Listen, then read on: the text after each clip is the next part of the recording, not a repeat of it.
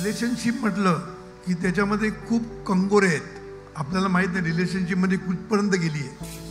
Physical relationship झाली आहे की नुसती रिलेशनशिपमध्ये टाईमपासून फिरतायत. तुम्ही म्हणा तुम्ही झेंजी नाही, तुम्ही नाही, काही म्हणा, आपली झंझट आम्ही करतच नाही. रिलेशनशिप त्याचं नाव नाही आहे, प्रेमाचं नाव.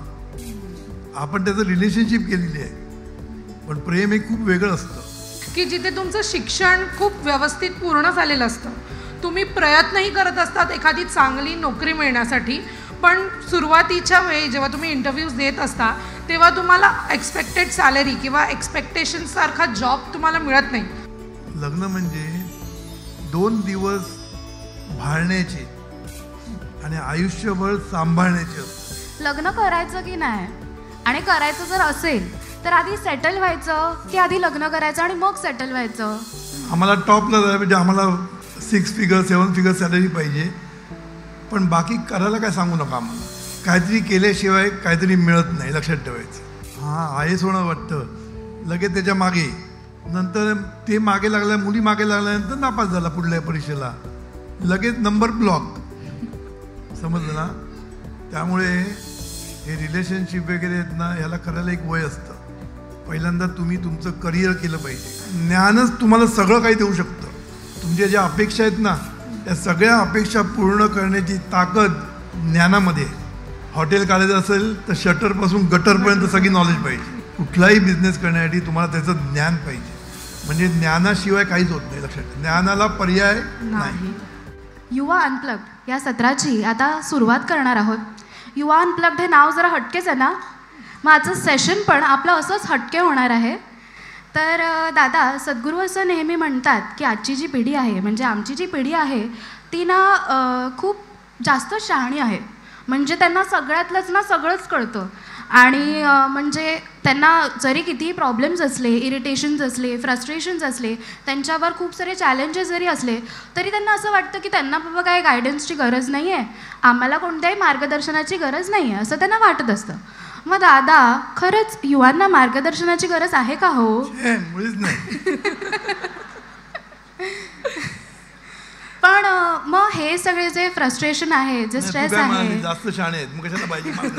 पण हे सगळे प्रॉब्लेम्स पण असतात ना, मग मार्गदर्शन तर हवं. मग असं म्हण ना, प्रॉब्लेम असतात म्हणून.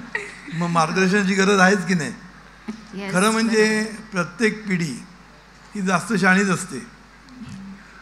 कारण जीवनविद्या काय सांगते की शहाणपणे उशिराच सुचतं. शहाणपणे कधीच त्या त्या वेळेला सुचत नाही. मग मोठेपणे गेलं की मग अरे रे, मी पूर्वीच जीवनविद्येमध्ये यायला पाहिजे होतं, पण जेव्हा बोलवतात ते येत नाही.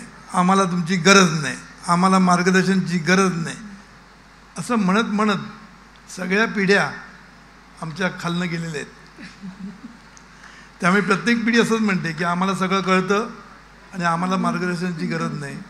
पण खरं म्हणजे प्रत्येक पिढीला प्रत्येक फेजमध्ये, नुसतं तरुणामध्ये नाही, तुम्ही मोठे झालं की तेव्हा पण मार्गदर्शन लागेल, आणखीन मोठं झालं की आणखीन मार्गदर्शन लागेल, शेवटपर्यंत मार्गदर्शन लागतंच, लक्षात ठेवायचं. आणि असे मार्गदर्शन देणारे एकच सद्गुरू वामनराव पै.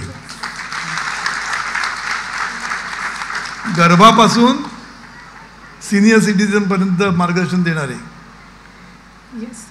तर आज आम्ही असेच आमच्या, म्हणजे आपण युवा म्हटलं की जसं की म्हटलं की प्रत्येकाच्या आयुष्यामध्ये एक वेगवेगळा फेज असतो. म्हणजे लग्नाचा फेज, कोणाचा जॉब रिलेटेड फेज असतो, कोणी रिलेशनशिपच्या फेजमध्ये असतो.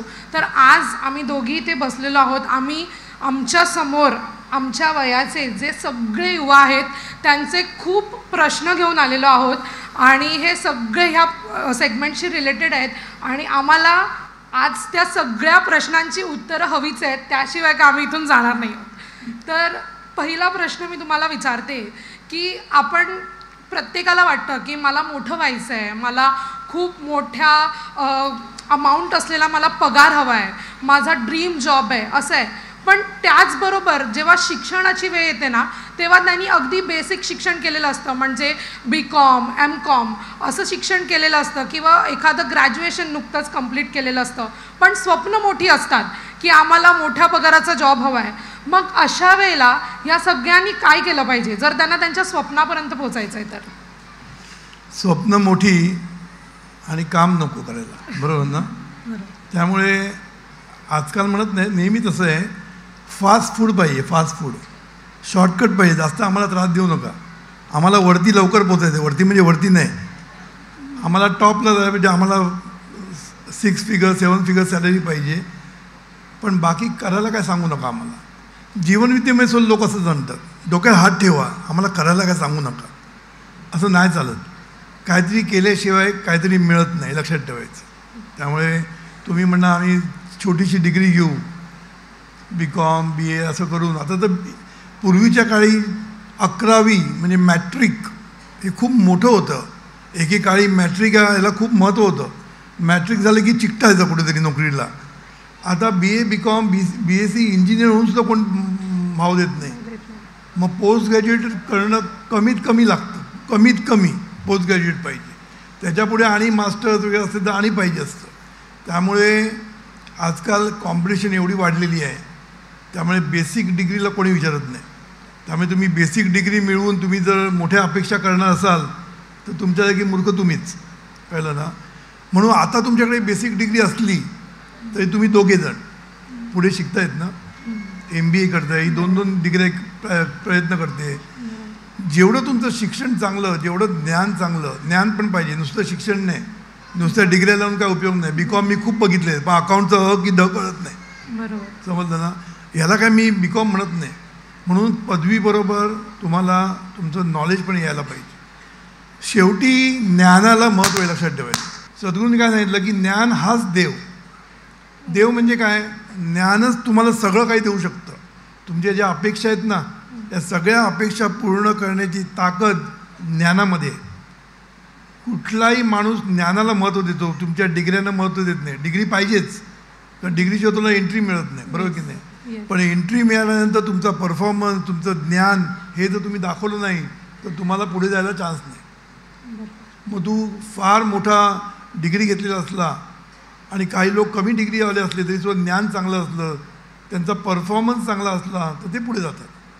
आणि ज्ञान म्हणजे फक्त पुस्तकी ज्ञान नाही, हे पण लक्षात ठेवा की आपल्याकडे पुस्तकी ज्ञान आहे पण त्याला बोलता पण येत नाही नीट. तो जास्तीत जास्त पुढे नोकरी मिळू शकतो, पण पुढे जायचं असेल तर खूप काही स्किल्स लागतात, ज्याला आपण कम्युनिकेशन स्किल्स म्हणतो, प्रेझेंटेशन स्किल्स म्हणतो, लोकांच्या रिलेशनशिप स्किल्स असतात. हे सगळ्यात डेव्हलप करायला लागतात. आता तुम्ही दोघेही मार्केटिंगमध्ये आहे, मार्केटिंगचं तुम्ही कितीही नॉलेज घेतलं तरी शेवटी marketing is all about relationship, हे लक्षात ठेवायचं. मार्केटिंग म्हणजे काय? रिलेशनशिप. परवाच आपण प्रदीप सुभेदारचा गौरव केला, त्याला मार्केटिंगच करायला लागत नाही का? रिलेशनशिपमुळे त्यांच्याकडे ऑर्डर्स येतात, त्याला मागे जायला लागत नाही कोणाच्या, कळलं का? म्हणून मी काय सांगतो तुम्हाला की ज्ञानाबरोबर इतर स्किल्स ज्या आजकाल खूप महत्त्वाच्या आहे, पूर्वी पण महत्त्वाच्या होत्या. Relationship is marketing and marketing is relationship. In fact relationship is everything. तुम्हाला जर फॅमिली लाईफ चांगलं पाहिजे असेल, कॉर्पोरेट लाईफ चांगलं पाहिजे असेल, मुलांना चांगलं शिकवायचं असेल, सगळीकडे रिलेशनशिप. आता तुमचं रिलेशनशिप म्हणजे वेगळं असतं, ते रिलेशनशिप मी म्हणत नाही. यांचं रिलेशनशिप म्हणजे समजलं ना, तुमचं म्हणजे तुमचं नाही ग, तुमच्या वयातल्या मुलांचं. आमचं रिलेशनशिप आहे. कसलं रिलेशनशिप? टाईमपास. रिलेशनशिप म्हणजे टाईम. सॉरी मी पुढे जातोय का? नाही, आम्ही येणारच आहोत रिलेशनशिपवर, कारण आम्हाला सगळ्यांनाच त्या गोष्टीवर सगळं सांगून टाकलं तर प्रश्न नाही उरणार.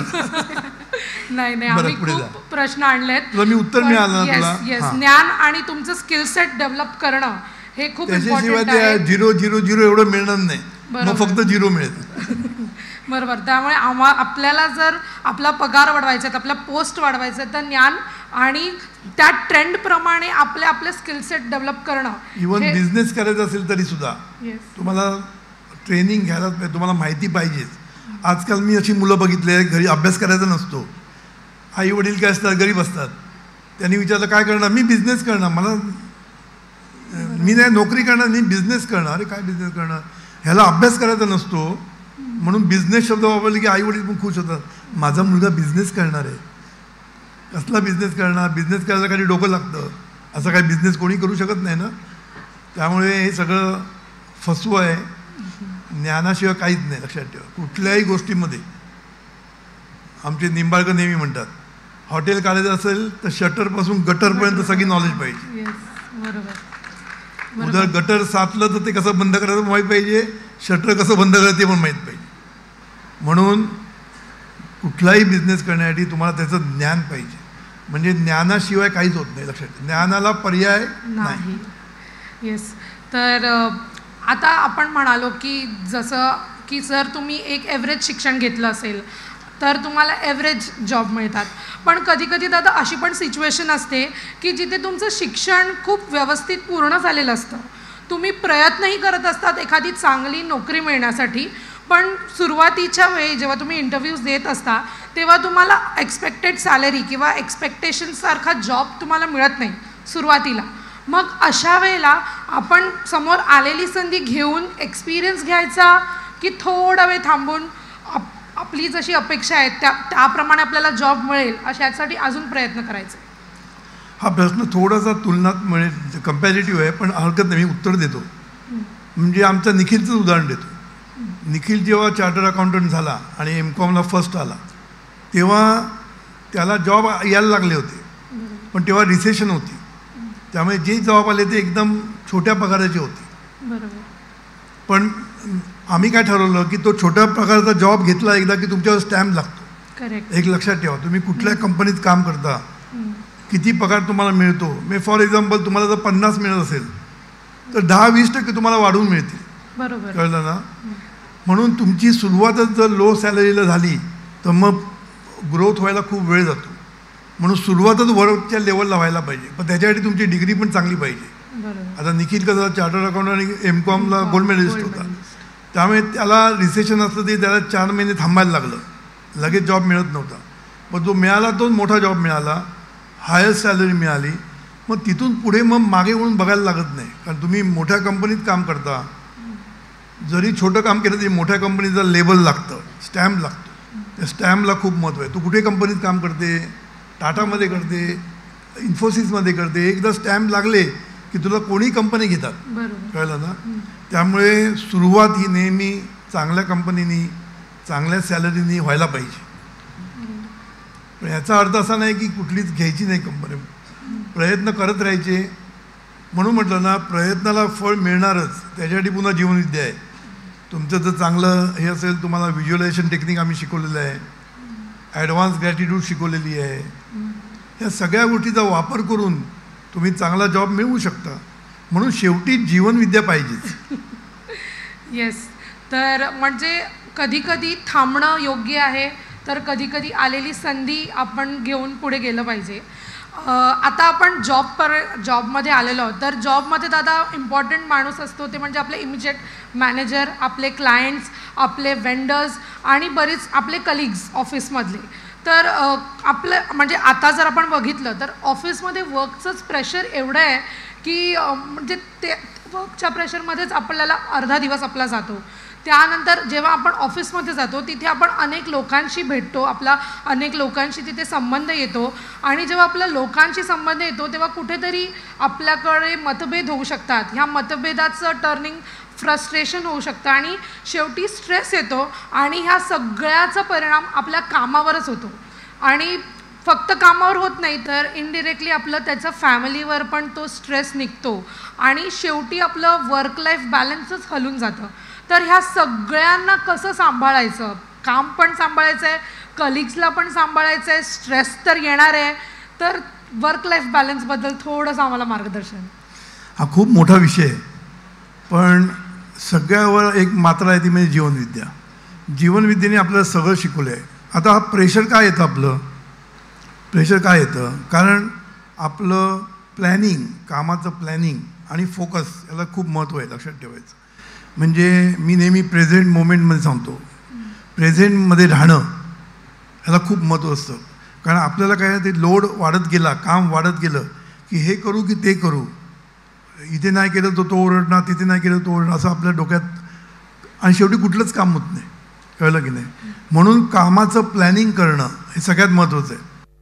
प्लॅनिंग का करायचं असतं? प्रायोरिटी ठरवायची असते, कुठलं पहिलं केलं पाहिजे कुठलं नाही. एकदा विचार करून ते ठरलं एकदा की मग जो जॉब आपल्या हातात आहे त्याच्यावर पूर्ण फोकस करायचं. पूर्ण फोकस, त्याला प्रेझेंटमध्ये राहणं म्हणतात. कळलं? प्रेझेंटमध्ये म्हणजे काय, किंवा माइंडफुलनेस म्हणून नाव आहे त्याचं. माइंडफुल म्हणजे काय, हातात जो जॉब आहे ना त्याच्यावर पूर्ण तुम्ही लक्ष पाहिजे. काय राहिलं आहे, कधी होणार आहे, असल्या गोष्टीचा विचार करत बसला तर तो आहे ते पण काम होणार नाही.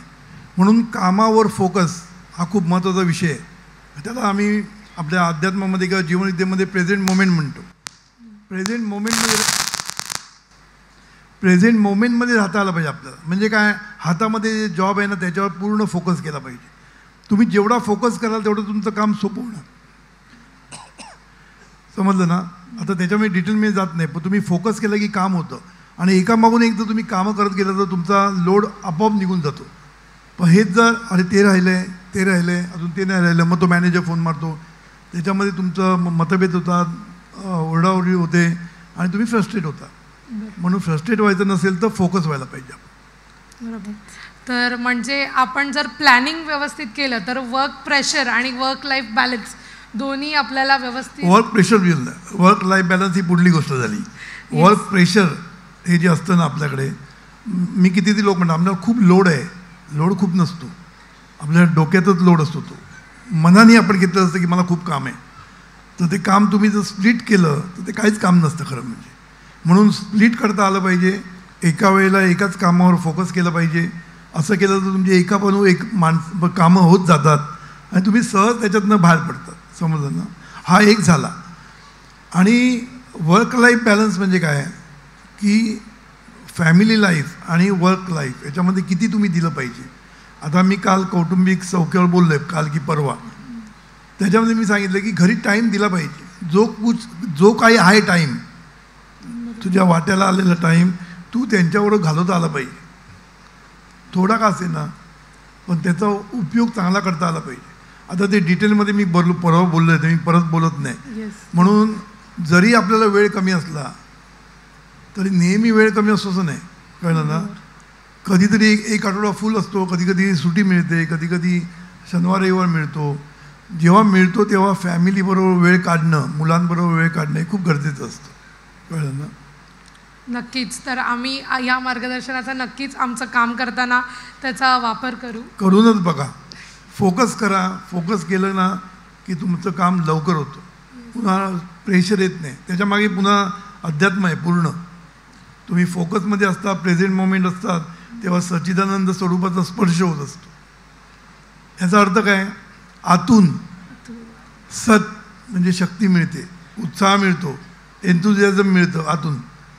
चित म्हणजे आयडिया सुचतात, क्रिएटिव्हिटी येते, कसं लवकर करायचं काम सुचतं आणि काम लवकर चांगलं होतं. आणि आनंद म्हणजे त्याच्यातून आपल्याला आनंद मिळतो कामातून. एरवी कामातून फ्रस्ट्रेशन होतं, त्याच्याऐवजी आता तू असं काम केलंस तर तुला कामातून पण आनंद मिळेल. करेक्ट. याला म्हणतात जीवनविद्या. नक्कीच. तर माझा पुढचा प्रश्न असा आहे दादा की जेनझी लोक जी आहेत, आम्ही जेनझी आहोत, तर आम्ही असं एक फ्रेज वापरतो की your 20s is for trying. म्हणजे जे काही ट्राय करायचं आहे ते तुमच्या 20s आणि 30sमध्ये तुम्ही केलं पाहिजे. मग ते रिलेशनशिपबद्दल असो, करिअरबद्दल असो, कोणत्याही गोष्टीबद्दल असो, हे करा ते करा, सगळं करून बघा. तर मग या सगळ्या प्रोसेसमध्ये नेमकं थांबायचं कुठे ना हेच आम्हाला कळत नाही. तर दादा तुम्ही त्यावर थोडंसं मार्गदर्शन कराल का? तू झेनझी आहेस की मिलेनियल्स आहेत? आम्ही जेवी आहोत. आता तुला एक गंमत सांगतो. आम्ही 20 ते 30मध्ये सगळं ट्राय करणार असं म्हणणारे लोक, त्यांना जर तू कर्जतला कोर्स करायला म्हटलं तर ते ट्राय करत नाहीत. बरोबर. माझे लहानपणी एक मित्र होता, तो म्हणला काय माहिती आहे, मी सगळं करून बघणार आयुष्यामध्ये, नाही तर स्वर्गात गेल्यानंतर विचारणार ना तू हे केलंस का, नाही केलं तर परत जा, असं म्हणणार. म्हटलं छान, मग प्रवचनाला पण एक दिवस ये ना, ते पण ट्राय करून बघ ना जरा. ते नाही करत. म्हणजे ट्राय काय करायचं असतं, मजा, रिलेशनशिप म्हणजे लगेच 6 महिन्यात ब्रेकअप, पुन्हा रिलेशनशिप, पुन्हा ब्रेकअप, हे आम्हाला ट्राय करायचे. नवीन बायको ट्राय करायची, शेवटी ठरवायचं ना कुठली ती, बरोबर हो की नाही. तर हे ट्राय करणं आहे ना, हे टाईमपास आहे. असं ट्राय करून तुमचं जीवन जगत नाही, कळलं ना. म्हणून वेळेच्या वेळी गोष्टी केल्या पाहिजे. जेव्हा तुमचं वय असतं अभ्यासाचं, तेव्हा अभ्यासच केला पाहिजे. बाकीच्या गोष्टी ट्राय करायच्या नसतात. नाही तर दारू बिरू सगळं ट्राय करायला लोक तयार असतात. अभ्यास सोडून बाकी सगळं ट्राय करायला तयार असतं. तेव्हा प्रत्येक वयामध्ये त्या वयाला जे लागतं ते करणं गरजेचं आहे. म्हणून तुमचं 20 वर्ष म्हणजे जस्ट तुम्ही ग्रॅज्युएट झालेले असता, तुम्हाला याच्या पुढे आणखीन काय शिकायचं असतं, तर ते वय शिकायचं असतं. त्या वयामध्ये तुम्ही रिलेशनशिप सुरू केली की इथे तुमचं संपलं म्हणून समजायचं, करिअर संपलं. अशी मी माणसं बघितलेली आहे की IASला पहिली परीक्षा पास झाला, मुली पण हुशार असतात, हां IAS होणार वाटतं, लगेच त्याच्या मागे, नंतर ते मागे लागल्या, मुली मागे लागल्यानंतर नापास झाला पुढल्या परीक्षेला, लगेच नंबर ब्लॉक, समजलं ना. त्यामुळे हे रिलेशनशिप वगैरे आहेत ना, ह्याला करायला एक वय असतं. पहिल्यांदा तुम्ही तुमचं करिअर केलं पाहिजे. करिअर म्हणजे शिक्षण करून चांगल्या मार्गाला लागलं ना, मग रिलेशनशिप बघता येते. रिलेशनशिपची घाई आता 15-16 वर्षापासून लागली लोकांना.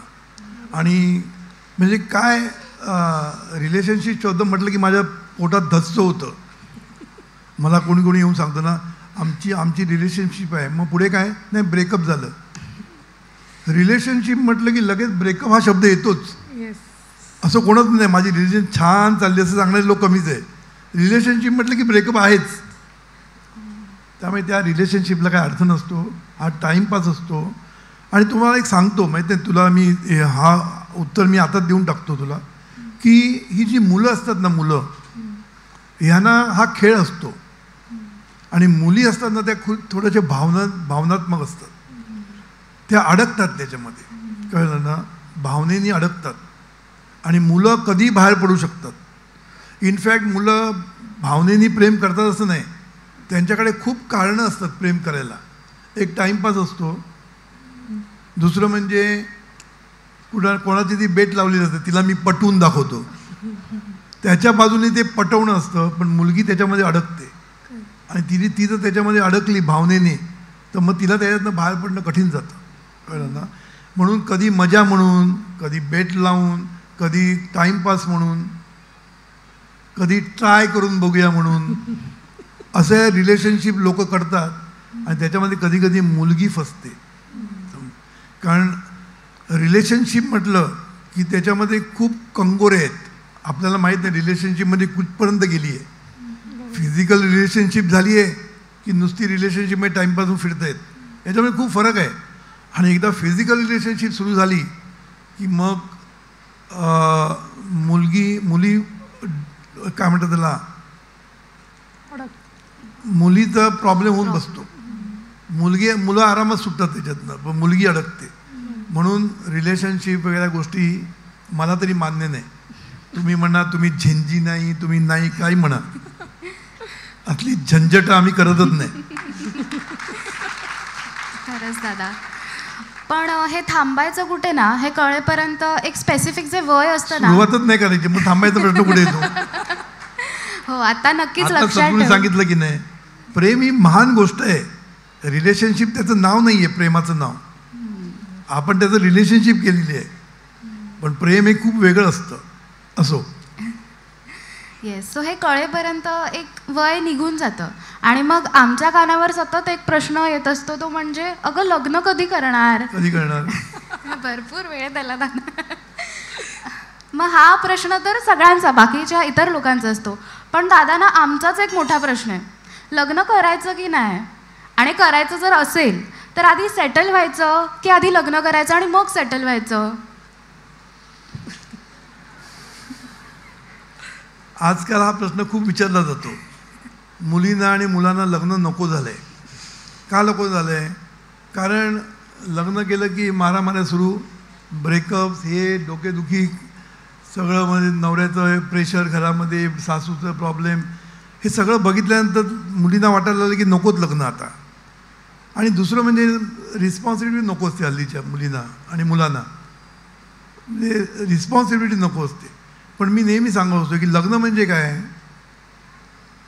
लग्न म्हणजे 2 दिवस भाळण्याचे आणि आयुष्यभर सांभाळण्याचे असतात. 2च दिवस भाळण्याचे असतात.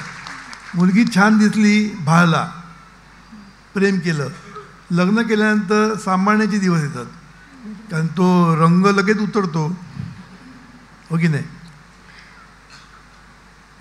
एकदा सहवास सुरू झाला ना की रंग उतरायला लागतात, आकर्षण कमी व्हायला लागतं. हे विषय सुखाचं कारणच आहे. विषय सुख कुठलंही मिळालं की त्याचं महत्त्व कमी होत जातं. मग ती व्यक्ती असो, बायको असू दे, लवर असू दे, नाही तर कोणी असू दे, एकदा मिळाली की त्याचं महत्त्व कमी होतं, कळलं ना? मग ती कोणी असू दे, एकदम वर्ल्डची काय म्हणतात त्याला, मिस वर्ल्ड असली तर 2च दिवस ॲट्रॅक्शन, नंतर कंटाळा येतो तिचा. हा जो कंटाळा येतो ना, हा कशाचा कंटाळा येतो? आकर्षण असतं त्याचा. प्रेम आणि आकर्षण याच्यामध्ये खूप मोठं फरक आहे. आकर्षण 2 दिवसाचं, भाळण्याचं 2 दिवसाचं असतं, आणि हे समजून घेऊन लग्न केलं पाहिजे. म्हणून कुठली तरी मुलगी छान दिसली म्हणून प्रेम केलं, लग्न केलं, तर ते टिकत नाही. म्हणून सद्गुरूंनी मगाशी सांगितलं, तुम्ही ऐकलं असेल, स्वभाव महत्त्वाचा असतो. कारण सांभाळणारा स्वभाव, हे सौंदर्य काय कायमचं नसतं. त्या वयामध्ये 20 आणि 25 वयामध्ये त्यांचं जे सौंदर्य असतं ते 30 झाले की कमी होतं, 40 झाले की कमी होतं, 50 झाले तर ओळखता येत नाही की 30 होती का. आम्ही कितीतरी लोकांचे जुने लग्नाचे फोटो बघतो, अरे काय होतीस तू, काय झालीस तू, बरोबर ना? ह्याचा अर्थ काय की सौंदर्य हे कायमचं नसतं, कायमचं असतं ते कमिटमेंट. म्हणून रिलेशनशिप हा शब्द काढून टाका तुमच्या आयुष्यातनं आणि कमिटमेंट शब्दाला महत्त्व द्या. मग तुमचं आयुष्य सक्सेसफुल होतं की नाही बघा. कमिटमेंट म्हणजे लॉंग टर्म कमिटमेंट. आज लॉंग टर्म कमिटमेंटच नसतं. आजकाल लग्न झाल्यानंतर अकाउंट पण आपलाच अकाउंट वेगळा, तुझं अकाउंट वेगळा, माझं नाव वेगळं, तुझं नाव वेगळं, पहिल्यापासून वेगळेपणातच असतात. आमच्या वेळी तसं नव्हतं, आमची शहाणी नव्हती ना. आमचं जॉईंट अकाउंट, सगळ्या गोष्टीचं सगळं जॉईंट, घर घेतलं तर जॉईंट, बँकेचं अकाउंट जॉईंट, प्रॉपर्टी जॉईंट, सगळं जॉईंट असायचं. आता माझं आणि तुझं, मग कसं टिकेल? समजलं ना? माझं आणि तुझं टिकत नाही. म्हणून मी सांगतो, लग्न ही जबाबदारी आहे. कर्तव्य आणि जबाबदारी म्हणजे लग्न, समजलं ना? लग्न म्हणजे मजा नाही आहे, 2 दिवसाची मजा आहे, पण त्याच्यानंतर आयुष्यभर कर्तव्य पाळायची असतात आणि जबाबदाऱ्या घ्यायच्या असतात, जबाबदाऱ्या पाळायच्या असतात. मग ती आईवडिलांची असेल, सासू सासऱ्यांची असेल, आपल्या मुलांची जबाबदारी असेल, नवऱ्याची बायकोची जबाबदारी असेल, तर ही कर्तव्य आणि जबाबदारी म्हणजे लग्न आहे. हे समजून लग्न केलं ना तर टिकतील. लग्न म्हणजे मज्जा. लग्नानंतर कुठे जायचं, फॉरेनला जायचं का, ह्याच्यामध्ये अडकलेले आहेत मुलं.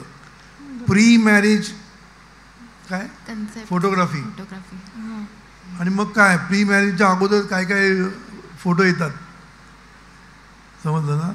हे सगळं आहे ना भयानक आहे. म्हणून मुलींनी खास करून सावध राहणं गरजेचं आहे माझ्या दृष्टीने. मुलगा चांगला असला तरच पुढे जायचं. ते सुद्धा मी नेहमी सांगतो की तुमचा लव्ह मॅरेजचा काही प्रश्न आहे का, नाही तर मी अगोदर सांगून टाकायचो. बरं, इतकं पुरे तुमच्या. नाही, माझा पुढचा प्रश्न असा आहे की लग्न करायचंच आहे. हां, लग्न करायचं का? तर लग्न ही संस्था जर मोडकळीस आली तर जग खलास होणार आहे. आज जर तुम्ही लग्नच नाही केलं, तुम्हाला मुलंच नाही झाली, तर काय होणार? अशी वेळ येणार की भारतामध्ये फक्त काय म्हणतात त्याला, म्हातारे लोकच असणार, यंग पिढीच नसणार. फक्त म्हातारे लोक, कारण सगळ्यांनी लग्नच नाही केलं ना, पुढे काय. आणि लग्न करून जर रिलेशनशिप ठेवल्या तर मग कोणाचा वडील कोण आणि कोणाचा फादर आणि मदर कळणार नाही. त्यामुळे कोणच कोणाची जबाबदारी घेणार नाही आणि केऑस होणार आयुष्यामध्ये. त्यामुळे लग्नसंस्था जी निर्माण झाली आहे ना ती खूप विचार करून झालेली आहे, कळलं ना. म्हणून लग्नसंस्था टिकलीच पाहिजे. मग हे टिकण्यासाठी काय केलं पाहिजे, लग्न करताना विचार करून लग्न केलं पाहिजे. तो आवडला, त्याचा पगार जास्त आहे म्हणून लगेच लग्न केलं नाही. पगार आणि ह्याच्यापेक्षाही महत्त्वाचं म्हणजे स्वभाव. हा स्वभाव आपण समजू शकतो. लोक म्हणतात आम्हाला कसं कळणार, कळतं. पूर्वीसारखं नाही आहे की लग्नाच्या दिवशी अंतरपाठ बाजूला केल्यानंतर अरे ही माझी बायको, असं नाही आहे. आता 4 महिने 6 महिने फिरतात. ते फिरताना तुला बऱ्याच गोष्टी समजतात. तुम्ही जर वॉच केलं, डोळ्याला जर पट्टी मारली तर काही दिसणार नाही, पण तुम्ही जर त्याला वॉच केलं, ऑब्झर्व केलं तर तुम्हाला त्याचं कधी सटकते हे पण कळतं आपल्याला. याची सटकते कधी, का किती नरम आहे, किती सांभाळणार आहे तुम्हाला, सगळ्या गोष्टी त्याच्या वागण्यावरून कळतील तुम्हाला 4-6 महिन्यात 4 महिन्यात. म्हणून लग्न आणि साखरपुडा याच्यामध्ये जरा वेळ ठेवावा. एवढंच नाही तर साखरपुड्यानंतर सुद्धा तो मुलगा बरोबर नसेल तर लग्न मोडायला पण तयारी पाहिजे. पण एकदा तुम्ही लग्नामध्ये अडकला आणि मग तो वाईट निघाला तर मग कठीण नसतं, समजलं ना. म्हणून मला वाटतं 3-4 महिने पण लागत नाही. माणसाशी तू बोलायला लागली ना, सुरुवातीला तो गोड गोड बोलेल, पण किती वेळ गोड बोलेल, शेवटी आतलं बाहेर येतंच. आणि आपण नेहमी दुसऱ्याला जास्त बोलायला द्यायचं. नवऱ्याला असे प्रश्न विचारून त्याला बोलायला लावायचं. तो जेवढा बोलत राहील तेवढा तो ओकत राहील आणि ओकता ओकता आपल्याला कळेल की हा काय टाईपचा माणूस आहे. मी तुम्हाला सांगतो, कितीतरी लोक लग्न लव्ह मॅरेज करतात. तर मी म्हटलं तू याच्याशी लग्नच कसं केलं तुला माहीत नाही का. नाही, तेव्हा मला वाटलं सुधारेल, मला वाटलं. सद्गुरू काय म्हणतात, वाटलं की वाट लागलीच समजायची. तुला जर माहीत आहे की हा मुलगा सणकी आहे, हा मुलगा थोडा विचित्र आहे, तेव्हाच पुढे जायचं नाही. बरोबर. ते म्हणतात ना दादा, ग्रीन फ्लॅग्स आणि रेड फ्लॅग्स. हे आम्हाला कळत नाही. तुमचा प्रश्न काय ते. ग्रीन फ्लॅग्स म्हणजे आता जसं की तुम्ही सांगितलं की आपल्याला पॉझिटिव्ह संकेत येतात समोरच्याकडून, आणि रेड फ्लॅग म्हणजे तुम्ही आताच म्हणालात की त्याच्याकडून आपल्याला बोलता सटकली कधी इथे समज. Yes yes. मी सांगू का, माणसाशी बोलल्यानंतर सद्गुरू म्हणतात ना, बोलल्यानंतर आपल्याला कळतं की काय टाईपचा माणूस आहे हा. बोलता बोलता तो बोलून जातो, समजलं ना.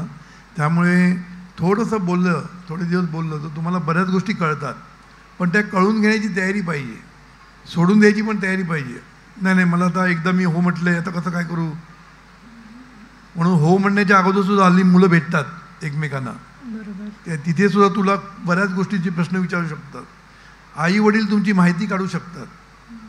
मी तुम्हाला सांगतो ना, आजकाल मी जेव्हा काउन्सिलिंगला माझ्याकडे लोक येतात, बहुतेक वेळेला यांनी काही माहिती काढलेली नसते, काही माहिती काढत नाही. नाही, मुलगा चांगला आहे, प्रॉपर्टी चांगली आहे, हे चांगलं आहे, झालं. अरे काय चांगलं आहे, ती प्रॉपर्टी पण आहे की नाही माहीत नसते ना. थापा मारतात, माझा फ्लॅट आहे, इथे फ्लॅट आहे, थापा मारतात आणि मुली त्याला फसतात. मग त्याला कसं विचारायचं, मग रडा. तुम्ही लग्नाच्या अगोदर त्यांना अगोदर सांगायचं आम्ही सगळी माहिती काढणार, तुम्ही वाईट वाटून घेऊ नका. इवन काही लोक ब्लड ग्रुप पण चेक करून घेतात, ब्लड टेस्ट पण करून घेतात. SIV HIV वेळ काही आहे की नाही बघतात. आणि आता पुढे असं सुरू होणार आहे नक्की, हे ब्लड ग्रुप टेस्ट करणं गरजेचं आहे. जसं कुंडली चेक करतात तसं ब्लड टेस्ट करणं हे कंपल्सरी होणार. हो, कळलं की नाही. तर माझं म्हणणं काय माहिती आहे, त्यांना पहिलंच सांगायचं आम्ही तुमची चौकशी, माझे आईवडील चौकशी केल्याशिवाय हो म्हणणार नाही. आईवडिलांना ढकलायचं, मी खूप छान आहे पण आईवडील करणार असं म्हणून आईवडिलांना ढकलायचं. आणि सगळी माहिती मिळते आपल्याला काढायची म्हटली तर. पण तेवढे प्रयत्न केले पाहिजे. आपल्या आईवडिलांना सुद्धा असं असतं की एकदा उजवली म्हणजे माहिती आहे, एकदा लग्न लावून दिलं की आम्ही मोकळे होत नाहीत. आईवडील कधीच मोकळे होत नाहीत. आयुष्यभर तुमची जे प्रॉब्लेम आहे ते आईवडिलांकडेच येतात, कळलं ना. त्यामुळे तुम्ही सुखी नाही झाला तर आईवडील मोकळे होत नाहीत, लक्षात ठेवायचं. कळलं ना. म्हणून जर तुम्हाला कौटुंबिक सौख्य पाहिजे असेल, लग्न चांगलं व्हायला पाहिजे असेल, तर लव्ह मॅरेज करताना सावध राहायला पाहिजे, अरेंज मॅरेज करताना सावध राहायला पाहिजे. शेवटी सावध तोच सुखी. मग ते लव्ह मॅरेज असू दे, ते अरेंज मॅरेज असू दे. डोळ्याला पट्टी लावून लव्ह मॅरेज करू नका. जस्ट चांगली दिसली, चिकणी आहे, चिकणी चकणी असते ती आपल्याला माहीत नाही. समजलं ना. बरोबर. म्हणजे सगळ्या गोष्टींचा विचार करून मग आपल्याला योग्य विचार करून त्याला हायलाइटेड करेक्ट. विचार करून मग आपल्याला आपल्या आयुष्याचा परफेक्ट पार्टनर शोधायचा आहे. दादा, आताच तुम्ही आई वडिलांबद्दल बोललात म्हणून पुन्हा बोल. आताच तुम्ही आई वडिलांबद्दल कधी बोललीस. विचार करून आपल्याला परफेक्ट पार्टनर. येस, परफेक्ट असं कोण नसतंच, मी सोडलं तर.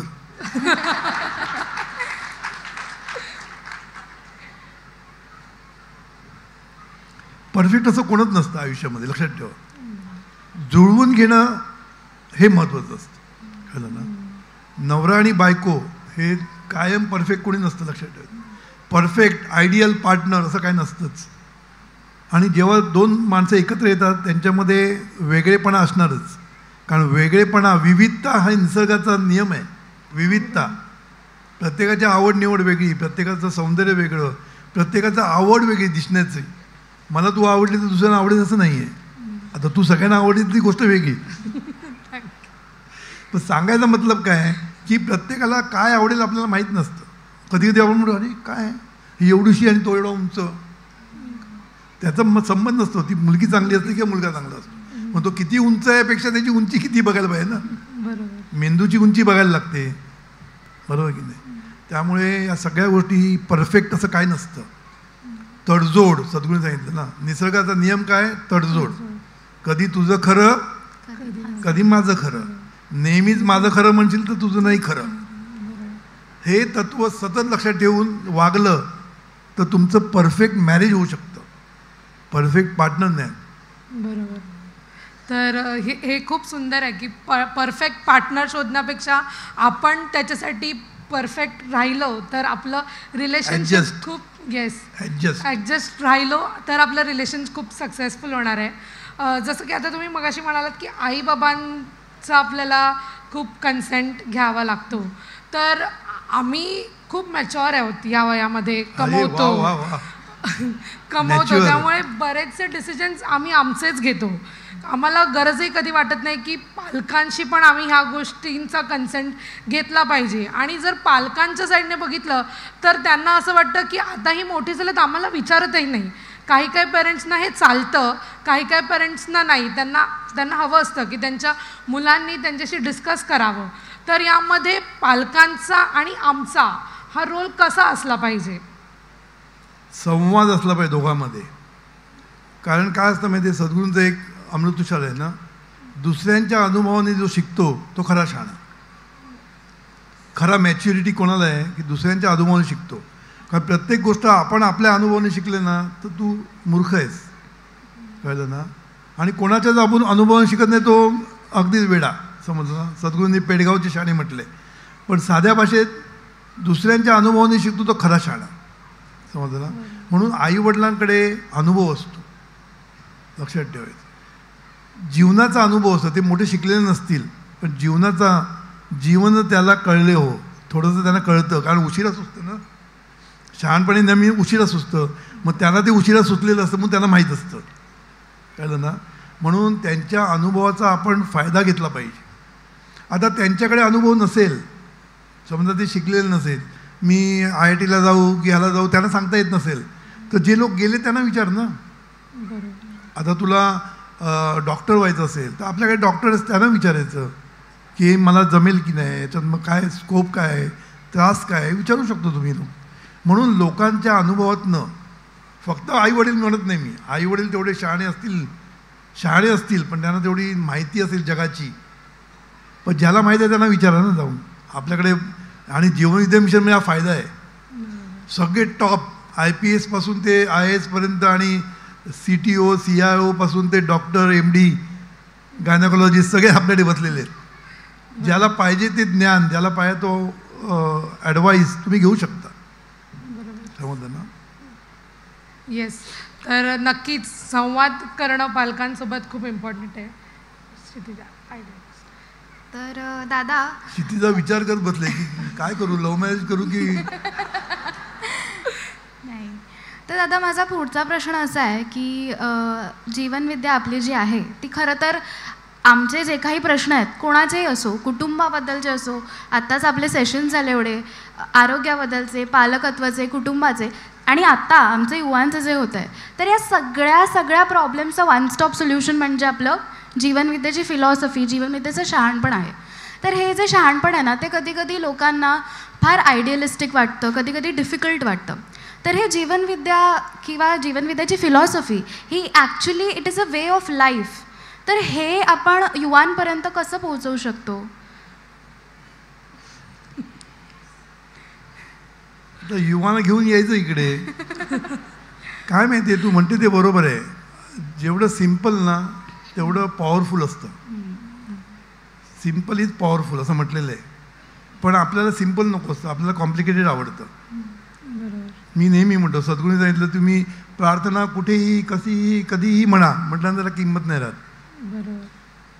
ओले तर काहीतरी बांधा, पाय असा वरती करून बसा आणि प्रार्थना म्हणत तो काहीतरी आणि मग सांगायचं असं केलं की ते चक्र कुठलं तरी फिरतं, हे इथे फिरतं, इथून वारे वाहतात, तिथून काहीतरी सांगितलं की लोकांना बरं वाटतं.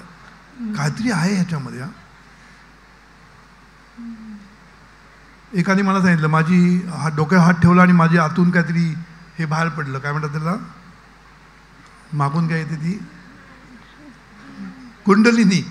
कुंडलिनी माझी जागृत झालं की वाटले. म्हटलं कुंडलिनीचा अर्थ तरी कळतो तुला? डोक्यावर हात ठेवून खालून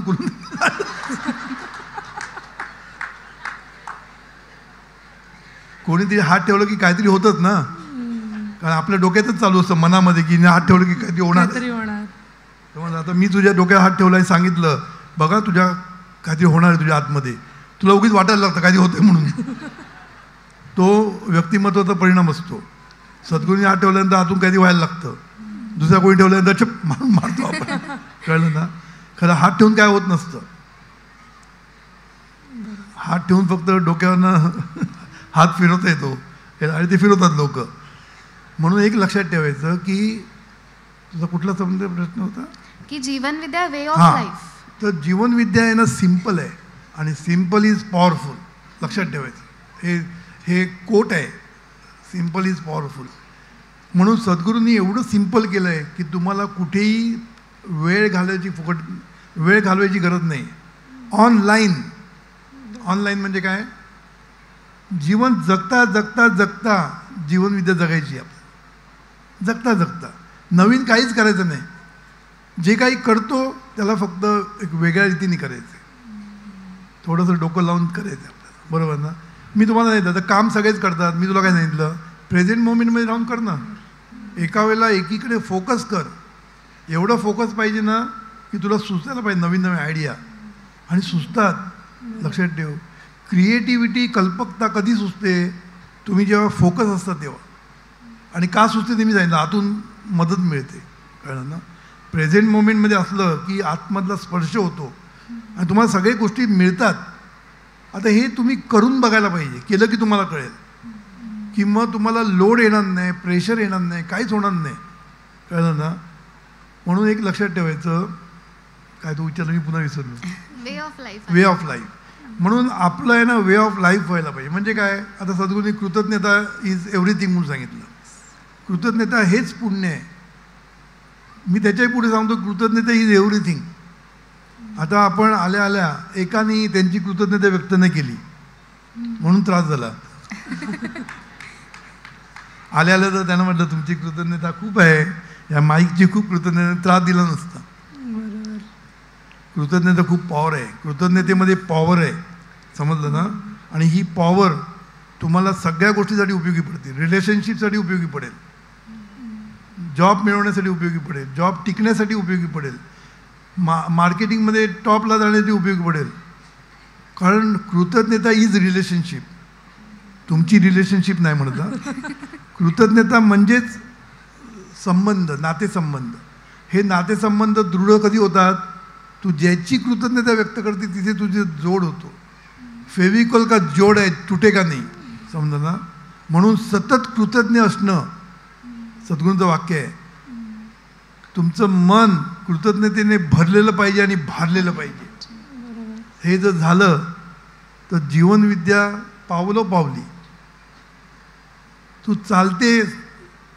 ते ज्ञानाचे बिंब म्हणतात तसं तू कृतज्ञताने चालत राहिली तर सक्सेस म्हणजे तुझ्या मागे मागे येत राहणार. तुला सक्सेसच्या मागे लागायला लागणार नाही, यश तुझ्या मागे लागेल. कळलं ना? यश म्हणजे माझा यश नाही, यश म्हणजे सक्सेस हे तुझ्या मागे लागेल, हे लक्षात ठेव. म्हणून सद्गुरूंनी छोट्या छोट्या गोष्टी सांगितल्या, फार मोठ्या सांगितल्या नाही. डोळे मीट, डोळे हे कर, काय सांगितलं नाही. सद्गुरूंनी साधं गोष्टी सांगितलं. कृतज्ञता राहा, कृतज्ञ राहा. प्रत्येक गोष्टी, निर्जीव वस्तूबरोबर कृतज्ञ राहा. बघ तुला काय काय मजा येईल ते. आणि काय सांगितलं? शुभचिंतन. काय पॉवर आहे शुभचिंतनामध्ये. तुम्ही लोकांना खेचू शकता आपल्याकडे फक्त शुभचिंतनाने. तुम्ही लोकांना हवे हवेसे वाटायला लागणार. पॉलिटिक्सची तुम्ही गोष्टी करतात कंपन्यामध्ये, होणार नाही पॉलिटिक्स तुमच्या बाबतीत. झालं तर एकदम थोडं असेल. कळलं? सगळेजण तुम्हाला मदत करायला तयार, सगळेजण तुमच्या आकर्षण होणं तुमच्याकडे. आकर्षण, लॉ ऑफ अट्रॅक्शन म्हणजे काय?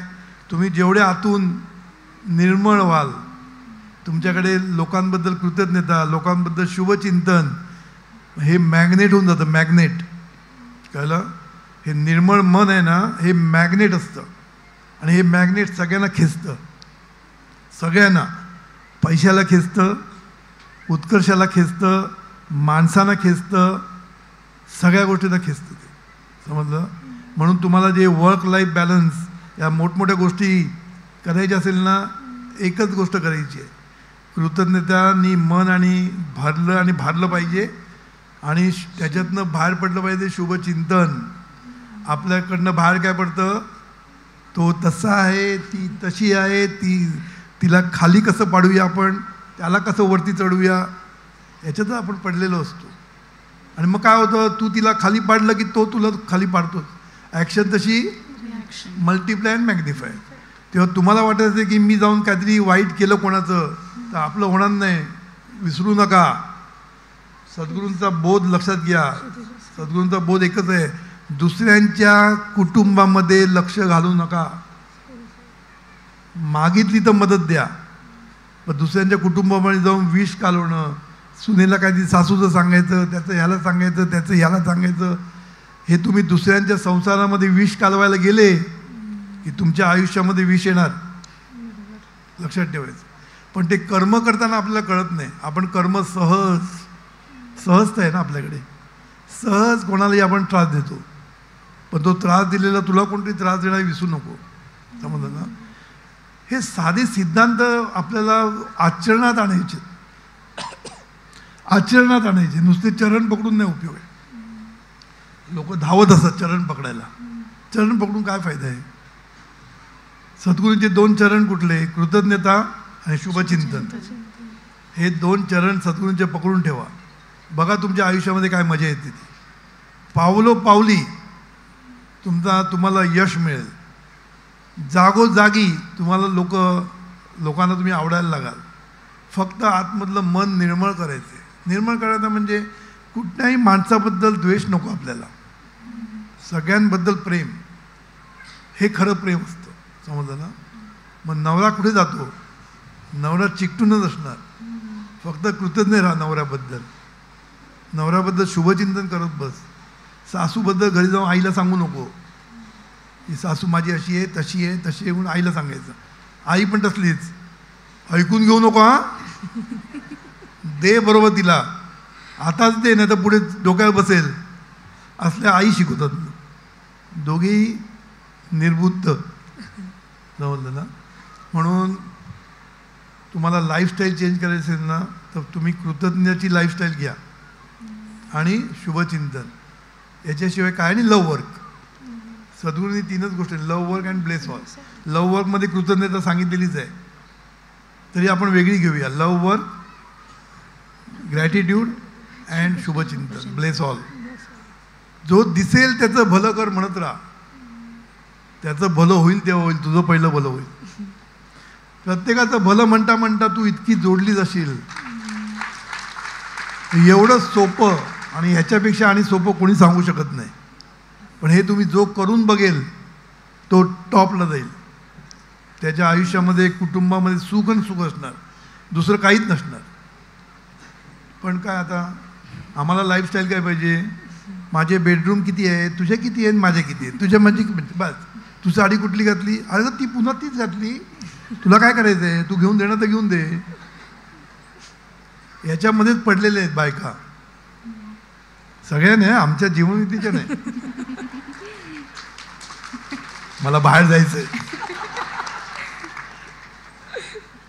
पुढला प्रश्न. तर दादा आत्ताच म्हणाले की 2 पावलं म्हणजे कृतज्ञता आणि शुभचिंतन. तर मला असं वाटतं की आपण खरं तर इथे बसलेल्या सद्गुरूंची कृतज्ञता व्यक्त केलीच पाहिजे. कारण की आपल्या मनातल्या सगळ्या प्रश्नांचं उत्तर हे दादा आपल्याला देतच असतात, सद्गुरू देतच असतात. तर जोरदार टाळ्या वाजवून आपण कृतज्ञता व्यक्त करूया दादांची. हो हो. तर दादा माझा पुढचा प्रश्न असा आहे की तुमची जेव्हा पिढी होती तर तेव्हा असे काही स्किल्स. मी म्हातारा नाहीये, मी युवाच आहे. किंवा ह्यांची म्हणा, ह्यांची माझी म्हणू नको. बरं, ह्यांची पिढी जी होती तर तेव्हा लागणारे स्किल सेट्स हे वेगळे असायचे. आणि आत्ता जे स्किल्स डेव्हलप केले पाहिजेत चांगल्या जॉबसाठी तर ते वेगळे असतात. पण काही असे स्किल्स असतात ज्या इटर्नल असतात आणि ज्या पाहिजेच कधी म्हणजे कोणत्याही वयोगटासाठी ते आवश्यकच असतात. तर जे कोणते स्किल्स आहेत जे आम्ही वापरून आमच्या करिअर लाईफमध्ये एक्सेल करू शकतो? मी सांगितलं ना, लोकांना इन्फ्लुएन्स करणं हा एकच गुण पाहिजे आपल्याला. इन्फ्लुएन्स करता आलं पाहिजे. म्हणजे काय, लोकांवर आपली छाप पडली पाहिजे. कारण तुम्हाला मार्केटिंगला छाप पडायला लागते, सगळीकडे तुम्ही छाप पडली पाहिजे. जे होत नाही. इवन लिडरशिपसाठी तुझ्या हाताखालच्या लोकांवर तुमची छाप पाहिजे, लोकांनी तुम्हाला मानलं पाहिजे. मग याच्यासाठी काय पाहिजे? मी सांगितलं, पूर्वी पण जे पाहिजे होतं तेच आता पाहिजे. ज्ञान पाहिजे की नाही? पूर्वी पण पाहिजे होतं, आता पण पाहिजे. रिलेशनशिप, मी सांगितलं leadership is relationship, marketing is relationship. सगळ्या गोष्टी रिलेशनवर चालतात. समजलं ना? तुम्ही कुठल्याही कंपनीमध्ये तुमचं रिलेशन चांगलं असेल तर तुम्ही टिकता. सगळीकडे रिलेशनशिपला खूप महत्त्व आहे. त्यामुळे ते स्किल वाढवणं. नॉलेज, आता नॉलेज म्हणजे काय, पूर्वी सगळं BA BCom BE नाही, आता AI आलेलं आहे, नवीन आलेलं आहे. ते सगळं शिकून घ्यायला लागणार तुम्हाला, नाही तर तुम्ही टिकणार नाही या स्पर्धेमध्ये. कळलं ना? कारण टेक्नॉलॉजी एवढी वाढत चाललेली आहे. आज आहे ते उद्या ॲब्सोल्यूट होऊन जात आहे. कळलं ना? त्यामुळे तुम्हाला सतत ऑन द टो म्हणतात ना राहायला पाहिजे. म्हणजे नवीन काय येतं ते शिकून घेतलं पाहिजे. कळलं ना? म्हणून नवीन स्किल्स जे आहेत ते शिकून घेतले पाहिजे आपल्याला. पूर्वीचं नाही, आता पूर्वी टाईपरायटर करत होतो आपण, आता सगळ्या गोष्टी आपोआप मिळत आहेत. AI मिळतं ना. AI म्हणजे सगळं ईमेल पण लिहायची गरज नाही. त्याला सांगितलं की तो ईमेल लिहून देतो. बरोबर की नाही? पण ते वापरण्याचं स्किल पाहिजे ना. कळलं ना? पूर्वीचं आणि आताचा फरक खूप होत गेलेला आहे. म्हणजे पूर्वीचं नॉलेज आता आउटडेटेड झालेलं आहे. आम्ही जे शिकलो आहे सगळं आउटडेटेड झालेलं आहे. का? कारण नवीन अपग्रेड तुम्ही जर नाही झाला तर तुम्ही आउटडेटेड होणार. म्हणून डॉक्टर घ्या, आर्किटेक्ट घ्या, इंटिरियर घ्या, हे सगळं बदलत असतं. आता पूर्वी सगळं फाडायचे आणि करायचं, आता लेप्रोस्कोपी, बरोबर ना? लेप्रोस्कोपी येते म्हणजे फक्त कॅमेरा घालून करायचं. आता हे स्किल तुम्हाला डेव्हलप करायला पाहिजे. आता तुम्ही डॉक्टर म्हणून नालायक होणार. तेव्हा तुम्हाला शिकवलेलं नाही काहीच, आता शिकलं पाहिजे तुम्हाला. आता IVF IUF काय निघालेलं आहे. ते जर तुम्ही नाही केलं आणि फक्त बाळंतपण करत बसला तर तुम्हाला कोणी विचारणार नाही. त्यामुळे आपल्याला सतत अपडेट राहायला पाहिजे. समजलं ना? म्हणून स्किल्स आहेत ना, टेक्निकल स्किल्स तुम्हाला आलीच पाहिजे. प्लस इंग्लिशवर तुमचं कमांड पाहिजे. आपली मराठी मुलं मागे का पडतात? कारण इंग्लिशमध्ये मागे असतात म्हणून. ते घाबरतात जाऊन बोलायला कोणाशी.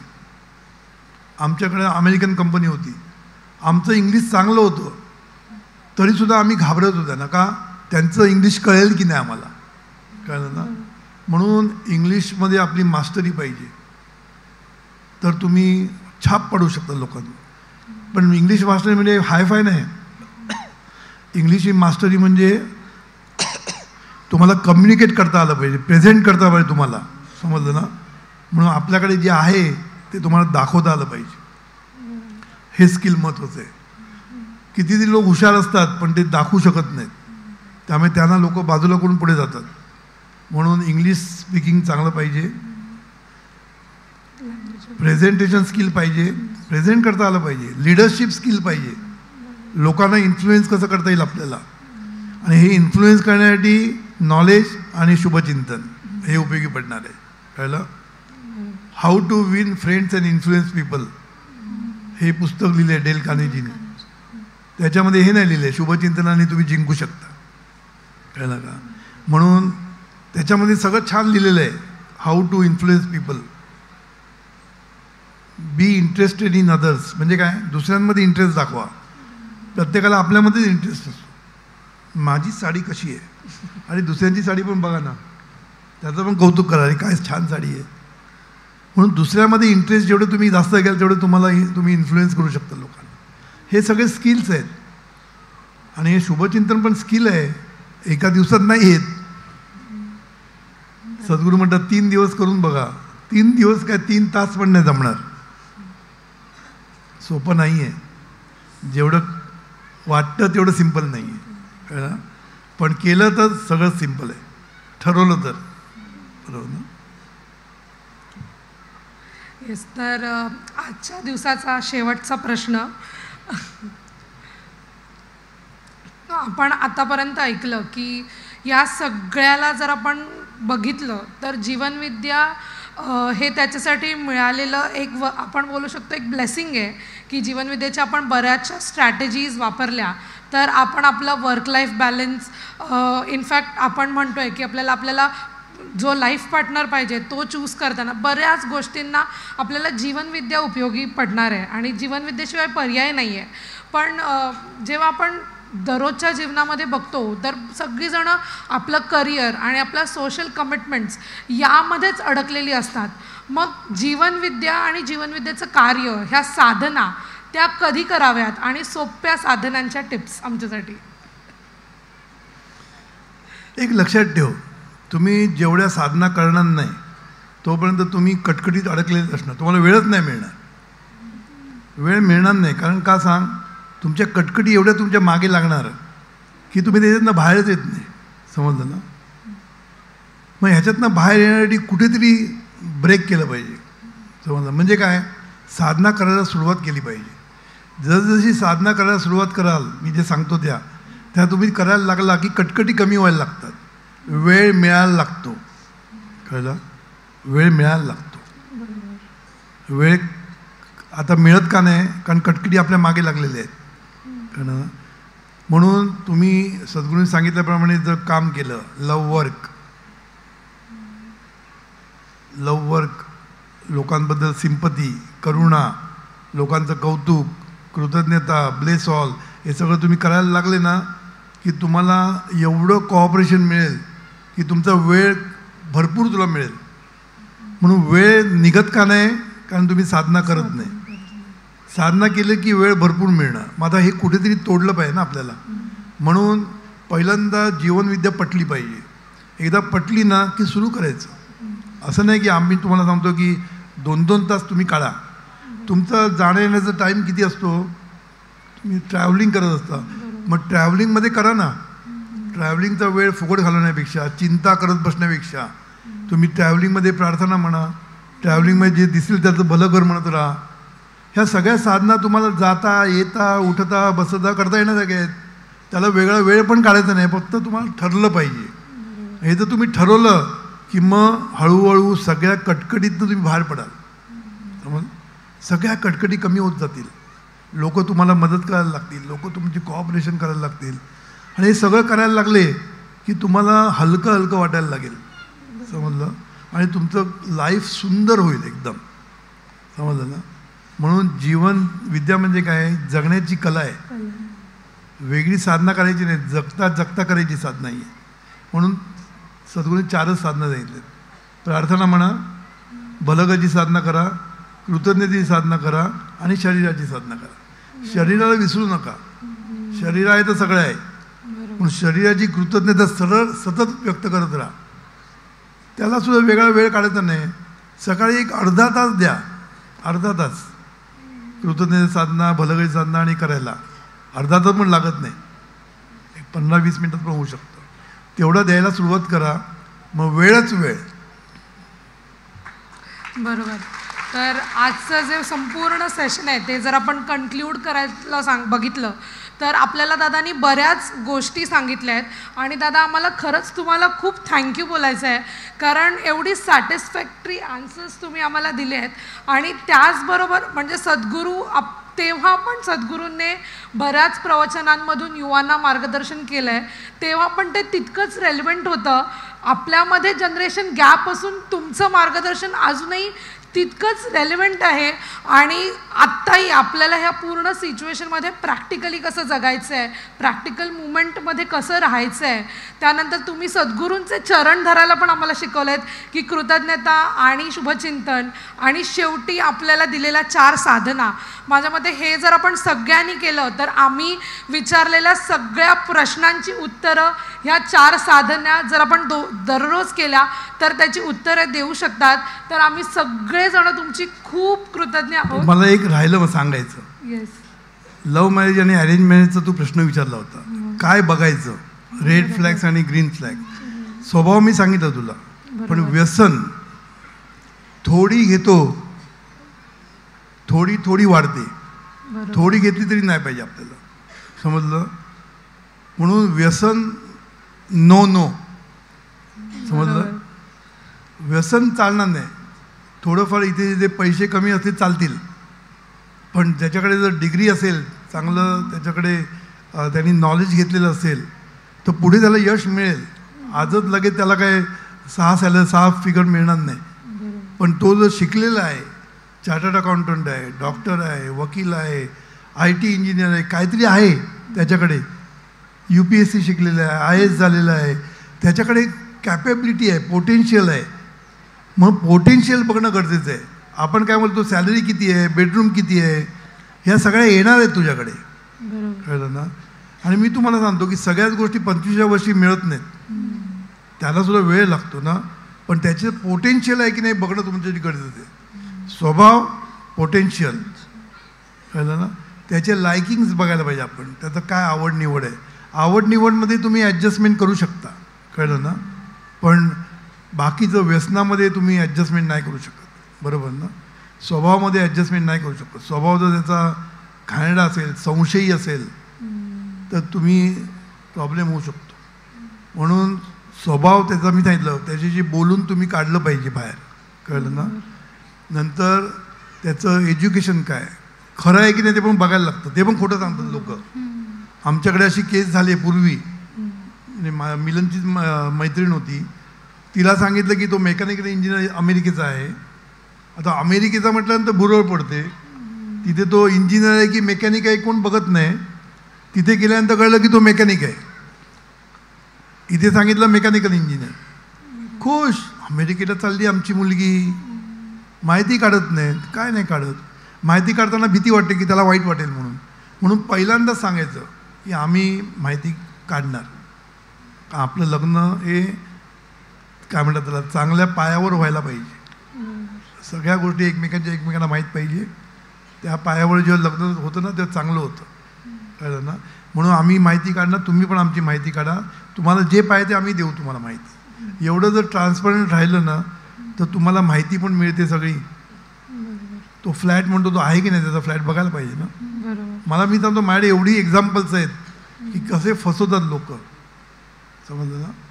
तेव्हा तुम्ही एक लक्षात ठेवायचं की लग्न करताना, लव्ह मॅरेज करताना सुद्धा सद्गुरूंनी मगाशी सांगितलं, एखादा मुलगा आवडला घरी सांगा, त्याची सगळी माहिती घ्या.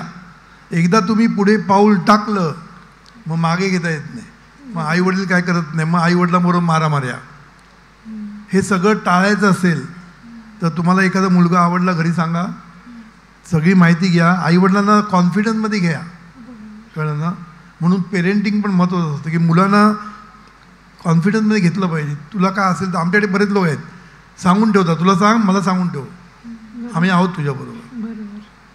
असं म्हटलं की ती येऊन सांगते ना की मला हा मुलगा आवडतो म्हणजे एकदम पुढे जाऊन सांगायचं नाही, मग त्याच्याबद्दल माहिती घेऊन पुढे जायचं की नाही हे आपण ठरवू शकतो. पण एकदा पाऊल पुढे पडलं ते वाकडं पडलं आणि प्रॉब्लेम होतो. म्हणून आयुष्यामध्ये हा खेळ नाही आहे, लव्ह मॅरेज हा खेळ नाही, मॅरेज हा खेळ नाही आहे. लव असू दे किंवा लव म्हणजे खरं प्रेम असलं पाहिजे. ते पण आपण बघितलंय, सद्गुरू माईंचं बघितलंय. म्हणजे काय, एखादी मुलगी लहानपणापासून बघतोय, आवडलेली आहे, तिचा स्वभाव माहिती आहे, सगळं माहिती आहे, अशा वेळेला लव केलं तर चांगलं ना. काहीच माहीत नाही, काय छान दिसतो तशी उडवतो, काय मला काही काय अशा मुली सापडल्या काय छान करतो, अरे हे काय लग्नाला उपयोगी पडणार आहे. म्हणजे या छान छोकीमध्येच जातात. त्याची गाडी आहे, गाडी उडवतो, अरे गाडी कोणाची आहे बघायला पाहिजे, मित्राची आहे की घरची आहे की याची आहे माहीत नाही. मित्राच्या पण गाड्या घेऊन फिरणारे लोक आहेत. त्यामुळे फसू नका मुलींनो, फसले ना की संपलं, आयुष्य गेलं. कारण हा क्षण तुम्ही जर बेसावध राहिला तर आयुष्य फुकट जातं, बरोबर की नाही. म्हणून आयुष्य जर तुम्हाला टिकवायचं असेल तर ह्या क्षणाला सावध राहा. प्रत्येक क्षणाला सावध राहिलंच पाहिजे. पण हा जो क्षण आहे ना, आकर्षण, कारण त्या वयामध्ये आकर्षण खूप मोठं असतं. कधी करीशील लग्न माझ्या असं पूर्वी म्हणायची, आता उलट आहे, कधी पटवीन त्याची, त्याला काय म्हणतात, कधी पटवीन असं झालेलं आहे. त्यामुळे ह्या भानगडीत मुलींनी पडू नये. मुलींनी त्याला जुन्या वळणाची म्हटलं तरी हरकत नाही. ही गेल्या पिढीची आहे, झॅन्जी नाही आहे, चालेल. झॅन्जी नको आपल्याला, काय नको आपल्याला पाहिजे, जेवी. नाही आता दादा तुम्ही आम्हाला मुलींसाठी तर काळजी नक्कीच सांगितली, पण मुलांनी सुद्धा काय काळजी घेतली पाहिजे जेव्हा एखादी मुलगी त्यांना निवडायची आहे त्यासाठी? ते सांगितलं ना, नुसतं सौंदर्य बघून जाऊ नका. सौंदर्य पाहिजे, छान पाहिजे, दिसायला आवडतात लोकांना, पण त्याच्याबरोबर इथे काय आहे की नाही बघायला पाहिजे ना. काही सौंदर्य असतं मग बुद्धू असतं एकदम, म्हणून ती शिकलेली आहे की नाही सगळं बघायला पाहिजे. आणि ती तुम्हाला करिअर गर्ल पाहिजे की हाऊसवाईफ पाहिजे हे तुम्ही पहिलं ठरवलं पाहिजे, नंतर नाही चालणार. तुम्हाला करिअरची मुलगी पाहिजे की तुम्हाला काही कॉम्प्रोमाइज करायला पाहिजे, तुम्हाला सगळं मिळणार नाही, समजलं. म्हणून पहिलंच ठरवलं पाहिजे, तुला करिअरची मुलगी पाहिजे, आई वडिलांनी ठरवलं पाहिजे. करिअरची मुलगी म्हटल्यानंतर घरचं काम होणार नाही तिच्याकडनं, थोडंसं करेल, मग घरी मोलकण ठेवायला लागेल, सगळं तुम्हाला तयारी पाहिजे तुमची. दोन्हीकडचे पैसे पण पाहिजे आणि काम पण तिने केलं शक्य होणार नाही. म्हणून पहिल्यांदा ठरलं गेलं पाहिजे. म्हणून ते पण ठरवलं पाहिजे अगोदरच मुलांनी, तुला करिअर गर्ल पाहिजे की हाऊसवाईफ पाहिजे, मग त्याप्रमाणे ठरव, कळलं की नाही. आता मुलगी खूप शिकलेली असेल, आता मुलगा चांगला आहे म्हणून हो म्हणतात आणि मग त्यांना जमत नाही घरी राहणं, कळलं. म्हणून कसं तरी लग्न होण्यासाठी काहीतरी प्रॉमिस देऊ नका. कमिटमेंट हा शब्द मी वापरलेला आहे. कमिट करताना विचार करून कमिट करा. तुम्हाला अमेरिकेला जायचं की नाही हे अगोदर सांगायचं, मला जायचं नाही आहे, तू जाणार असेल तर नको, आपलं इथेच संपलं, समजलं ना. धर्म बदलू नका. प्रत्येकाचा धर्म त्याच्यासाठी श्रेष्ठ आहे, पण आपण त्या धर्मात जाण्याची गरज नाही किंवा त्यांच्या धर्मातलं आपल्याला आणण्याची गरज नाही. आपल्याकडे भरपूर लोक आहेत, मुली आहेत आणि मुलं पाहिजे. कशाला पाहिजे दुसऱ्यांचे धर्म वगैरे, कारण धर्म बदलला की सगळं बदलतं, संस्कार बदलतात, सगळं बदलतात. म्हणून सावध राहा. कोण पटवतोय आपल्याला, तो कोण आहे म्हणून सांगितलं, पाऊल पुढे टाकू नका माहिती मिळाल्याशिवाय. आणि ह्या गोष्टी तर नो. आपल्या धर्मात काही कमी आहेत चांगली मुली, आपल्या धर्मात राहून करा काय जे करायचं. जातीचं आईवडिलांवर अवलंबून आहे. जात चालत असेल तर नो प्रॉब्लेम. तुम्ही चांगले व्हा पहिल्यांदा, म्हणजे तुम्हाला काय म्हणतात भरपूर ऑफर्स, सगळेजण तुमच्या मागे लागले पाहिजे ना. तुला काय विचारायचं? आणि नाही भरपूर प्रश्न. मग लग्नाला तयार? हो, आधी करिअर सेटल करायचं. आई वडील ऐकताय ना? तयार झाली हा मुलगी? नाही आधी परफेक्ट बनायचं स्वतः आणि मग परफेक्ट मॅरेज करायचं. सगळं करायचंय आपल्याला, असं रेडीमेड नाही मिळणार. नक्कीच. चालेल. येस. तर पुन्हा एकदा दादा तुमची खूप खूप कृतज्ञता, कारण आम्ही आलो तेव्हाच ठरवलेलं, आम्ही जितके प्रश्न काढले आहेत तितक्या सर्वांची उत्तरं आम्ही इथून घेऊनच जाणार आहे. आणि इतकी रेलेव्हंट उत्तरं, आणि आता आम्हाला जे करायचं आहे करिअरच्या दृष्टीने, जॉबच्या दृष्टीने, रिलेशनशिपच्या दृष्टीने, मुलगा किंवा मुलगी निवडण्याच्या दृष्टीने, ह्या सगळ्याचं इतकं प्रॅक्टिकल, रेलेव्हंट आणि परफेक्ट आन्सर देण्यासाठी तुमची खूप खूप कृतज्ञता. तुम्हाला खूप खूप थँक्यू. तर दोघी मुलं मस्त शिकतायत, दोघी मुली मस्त शिकतायत, मास्टर्स इन मार्केटिंग करतायत. त्यांना तुम्हाला पण पुढल्या आयुष्यासाठी खूप खूप शुभेच्छा. थँक्यू दादा. Thank you so much.